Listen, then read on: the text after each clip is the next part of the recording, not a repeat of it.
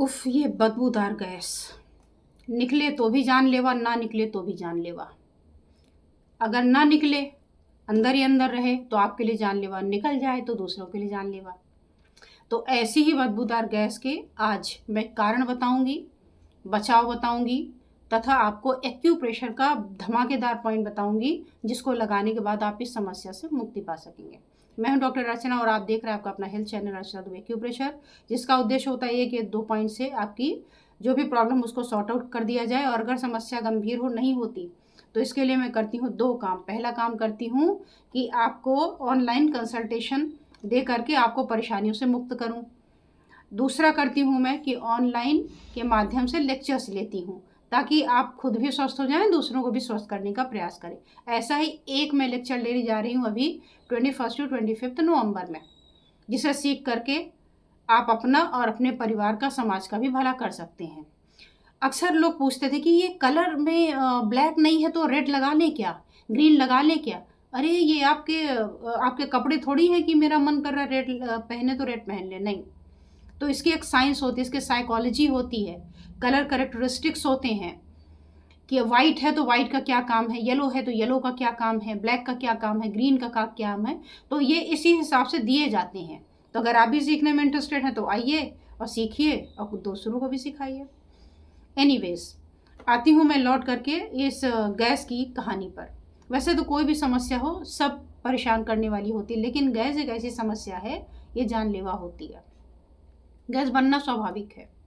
आपका digestive system है, आप कार्बोहाइड्रेट खा रहे हैं, आप प्रोटीन खा रहे हैं, आप फैट वाली चीज़ें खा रहे हैं, आप सॉल्ट खा रहे हैं, आप शुगर खा रहे हैं, आप फाइबर खा रहे हैं, बहुत सारी चीज़ें जो भी खाने वाली हैं आप खाए जा रहे हैं। ये जो खाने वाली चीज़ें हैं ये क्या करती हैं, ये हमारे शरीर में जाकर केमिकल रिएक्शन करती हैं और उसके दौरान आपका खाना पच रहा है, सड़ रहा है, ये सारी चीज़ें हो रही क्रियाएं। तो इसमें क्या होता है कि इसमें कुछ गैसेस प्रोड्यूस होती हैं, जिसमें सबसे ज़्यादा जो प्रोड्यूस होने वाली गैस है वो है कार्बन डाइऑक्साइड। जी हाँ, जो आप मुंह से बाहर निकालते हैं सांस से, ऐसे ही हमारे नीचे एनस से भी जो निकलती है गैस, जिसे आप फर्ट्स बोलते हैं, जिसे आप फ्लैटुलेंस बोलते हैं, जिसे आप अधोवायु बोलते हैं, अलग अलग नामों से जाना जाता है। तो ये जो गैस है ये निकलना भी स्वाभाविक है। जैसे मुंह से डकार निकल रही वैसे नीचे से भी गैस का निकलना स्वाभाविक है। ये गैस जो नीचे से निकलती है ये कौन कौन सी है? कार्बन डाइऑक्साइड सबसे ज़्यादा, उसके बाद मीथेन। आप कहेंगे मीथेन, अरे इसमें तो वो लिखा होता है इसके सामने हाईली इन्फ्लेमेबल, बड़ी ज्वलनशील है। जी हाँ, ये वही ज्वलनशील वाली गैस ही है मीथेन।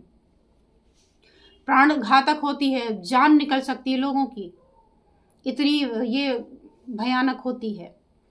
और एक जो सबसे ज़्यादा जानलेवा होती है वो होती है हाइड्रोजन सल्फाइड, H2S वाली। अब आपको याद दिलाऊं मैं H2S क्या है। H2S वही गैस है जो कहीं नाली वाली अगर उसकी क्लीनिंग हो रही हो तो बदबूदार एकदम गैस निकलती, खड़ा होना मुश्किल होता है।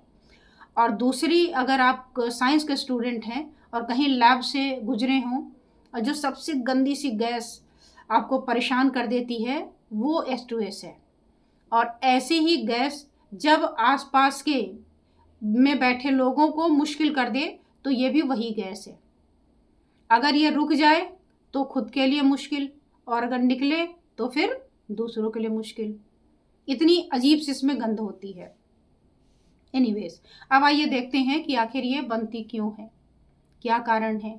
तो जब हम खाते हैं तो इसमें अगर आपके सल्फर वाले कुछ फूड्स हैं, अब सल्फर किस में होता है आप जरा सा दिमाग दौड़ाइए, है ना। डाइट और डाइजेशन इसका सबसे पहला कारण है। अगर आपका डाइजेशन प्रॉपर नहीं है तो भी गैस बनेगी, बदबूदार बनेगी। अगर कोई चीज़ पड़ के रुक के सड़ रही है, अगर घर में कोई चीज़ आपके सड़ जाए तो बदबू आती है। ऐसे ही अगर आपका स्टूल आपकी आंतों में पड़ के सड़ता रहे तो वहाँ से भी बदबू आएगी। कुछ से आएगी, कुछ से नहीं आएगी। अब अगर कागज़ कोई पड़ा हुआ है सड़ जाए बदबू नहीं आएगी, वहीं कोई सब्जी का छिलका सड़ जाए बदबू आएगी। तो ऐसे ही आपका अगर सल्फर रिच फूड है वो आपने खाया है तो वो सड़े या ना सड़े, चूँकि मैंने कहा हाइड्रोजन सल्फाइड तो तुरंत रिएक्ट कर देगा, और रिएक्ट करके अपना हाइड्रोजन सल्फाइड बनाने के लिए सल्फर चाहिए। तो जिनमें जिनमें सल्फर होगा, जैसे आपका गार्लिक है, लहसुन है, आपका प्याज है, आपका मीट है, अंडा है, जो गोभी टाइप की सब्जियां होती है, जैसे ब्रोकली है, फूल गोभी है, और कैबेज है, बंद गोभी जिसे बोलते हैं, वो है, पत्ता गोभी, तो इनमें क्या होता है कि बहुत ही ज़्यादा मात्रा में ये सल्फर रिच हैं। अभी ठंडी आते ही आपके बीन्स वाले शुरू हो जाएंगे ग्रुप। बीन्स में आपके ये चाहे मटर ले लीजिए, चाहे बाकी बीन्स ले लीजिए, तो ये जितने भी हैं सल्फर कंटेनिंग फूड्स होते हैं, सल्फर कंटेनिंग वेजिटेबल्स होते हैं, जिसकी वजह से ये क्या प्रोड्यूस करते हैं, हाइड्रोजन सल्फाइड, और जो होती है बहुत ही ज़्यादा मारक, बहुत ही ज़्यादा स्मेली। दूसरा, अगर आप बहुत ज़्यादा हाई फाइबर लेते हैं या जब आपका कार्बोहाइड्रेट फर्मेंट होता है, इन दोनों कंडीशन में भी स्मेल खूब आती है। अब अगर हाई फाइबर ले और फर्मेंटेड वाले ले तो कौन कौन से फूड आएंगे, तो मैंने आपको बताया कि जितने भी बीन्स हैं फर्मेंट कर देगा उसको, और उसकी वजह से आपके बनेगी गैस। इसके अलावा कभी कभी कुछ ऐसे फूड होते हैं जिसे हम टॉलरेट नहीं कर पाते, उनमें सबसे ज़्यादा है लैक्टोज। छोटे बच्चों के जो बड़े छोटे हैं, अगर वो गैस पास कर रहे हैं नीचे से और काफ़ी बदबू है, तो इसका मतलब है कि वो लैक्टोज इंटॉलरेंस है।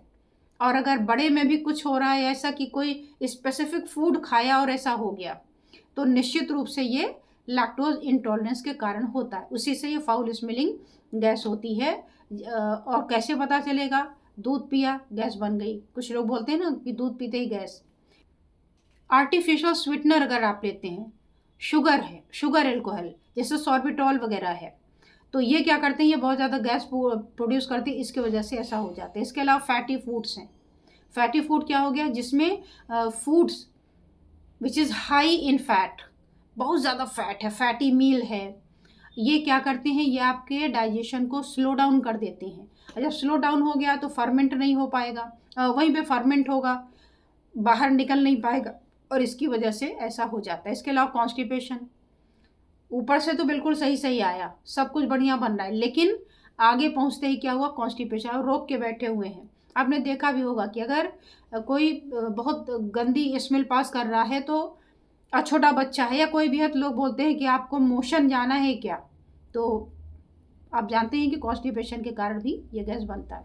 इसके अलावा कुछ अदर फैक्टर होते हैं, जैसे आपकी कुछ दवाएं हैं। दवाओं में क्या आती हैं, दवाओं में अगर आप बात करें तो एंटीबायोटिक, कुछ डाइटरी सप्लीमेंट, ये आपके गट के बैक्टीरिया को क्या करते हैं, ये डाइजेशन को इंटरप्ट कर देते हैं, और इसकी वजह से आपके गैस गंदी वाली बननी शुरू हो जाती है।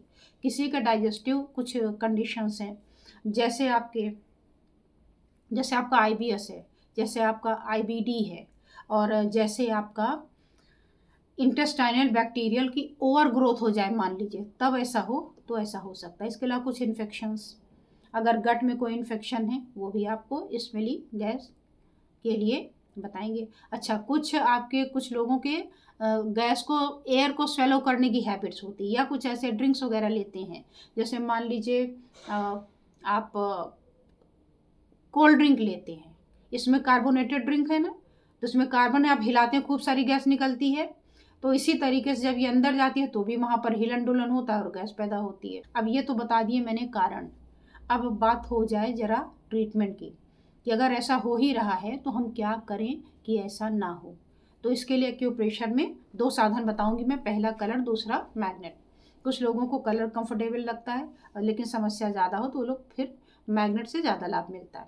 अब अगर कलर की बात करें तो सामान्य सा स्केच पेन उठाना है जो ब्लैक कलर का हो, कैसा भी हो, ब्लैक होना चाहिए।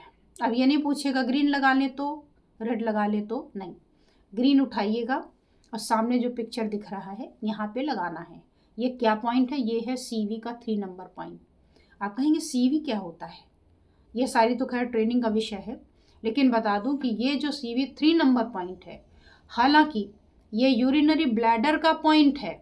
आप कहेंगे यूरिनरी ब्लैडर से मेरा क्या लेना देना, लेकिन उनके लिए बता दूं जो इस फील्ड में प्रैक्टिस कर रहे हैं कि है तो यूरिनरी ब्लैडर का फ्रंट शू पॉइंट, आप भी जानते हैं कि यूरिनरी ब्लैडर के स्ट्रक्चर को ठीक करने वाला ये पॉइंट है, लेकिन एक पॉइंट का एक ही काम नहीं होता। ये आपके आयुर्वेद के अनुसार कफ दोष को बैलेंस करता है। कफ दोष माने जो चीज़ चिपक गई हो, जो रुक गई हो, इंटेस्टाइन में रुक गई, तभी तो स्मेल आ रही है। अगर फ्री फ्लोइंग होती तो स्मेल क्यों आती, तो चूंकि ये रुक रही है तो इसलिए कफ दोष को ये ठीक करता है।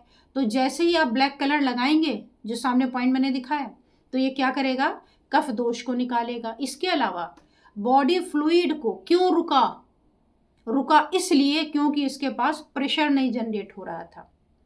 तो ये बॉडी फ्लूइड को रेगुलेट कर देता है। अब जब बॉडी फ्लूइड रेगुलेट हो गया, पानी पहुंच गया, तो आगे उसको सरका देगा और मोशन क्लियर हो जाएगा और आपका काम समाप्त हो जाएगा। और आपने देखा भी होगा कि गैस बन रही, आपने मोशन पास कर लिया, गैस ठीक हो गई। तो अगर आप इस पॉइंट को लगातार लगाते रहेंगे कुछ दिनों तक, तो धीरे धीरे समस्या जाती रहेगी। और दूसरी प्रॉब्लम, अगर आपका कलर से नहीं ठीक हो रहा है तो इसके दो कारण होंगे। पहला कारण ये होगा कि आप ज़्यादा समय तक ये ट्रीटमेंट मांग रहे हैं, तो आपको फिर मैग्नेट पे स्विच करना चाहिए। और अगर एक से नहीं हो रहा है तो फिर कई पॉइंट का पूरा सेट लगेगा, ताकि हर जगह से इस प्रॉब्लम को ठीक किया जा सके। तो अब अगर हम मैग्नेट लगाना ही चाहें तो क्या करेंगे। मैग्नेट होता है एक साइड में येलो, एक साइड में वाइट, और इसको टेप की सहायता से लगाया जाता है, पेपर टेप। अब कैसे लगाते हैं, तो ये उठाते हैं टेप, इसमें एक मैग्नेट चिपका लेते हैं। ये आप देख रहे होंगे येलो दिख रहा है और इधर वाइट दिख रहा है। तो हमें क्या लगाना है, हमें येलो लगाना है। तो येलो लगाने का मतलब है कि जब आप ऐसे हाथ में चिपकाएंगे तो येलो साइड आपको दिखना चाहिए। अब स्किन में क्या लगा है मैं नहीं बताऊंगी कि स्किन में पिंक लगा है या ग्रीन लगा है या ब्राउन लगा है। आपको पहले ही दिखाया गया कि येलो दिख रहा है, दो साइड होते हैं, तो दूसरा वाइट ही होगा। इस तरीके के क्वेश्चंस का कोई मतलब नहीं है।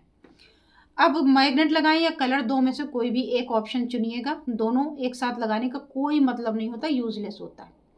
तो इसको आप लगाएं, कुछ दिन तक आराम होता है, वेल एंड गुड, बढ़िया है। अगर नहीं होता है तो आप ऑनलाइन कंसल्टेशन भी ले सकते हैं। और ऐसी ही ज्ञानवर्धक जानकारी पाने के लिए आप हमारे दोनों चैनल को सब्सक्राइब कर लें और साथ ही लाइक कमेंट शेयर करना ना भूलें। और कमेंट में ये भी लिखा करिए कि ये पॉइंट आपको कैसे लगे, कितने इफेक्टिव थे, आपने किसी को लगाया, आराम मिला, नहीं मिला, क्या था। ठीक है, तो आज बस इतना ही, फिर मिलते हैं। Thank you so much.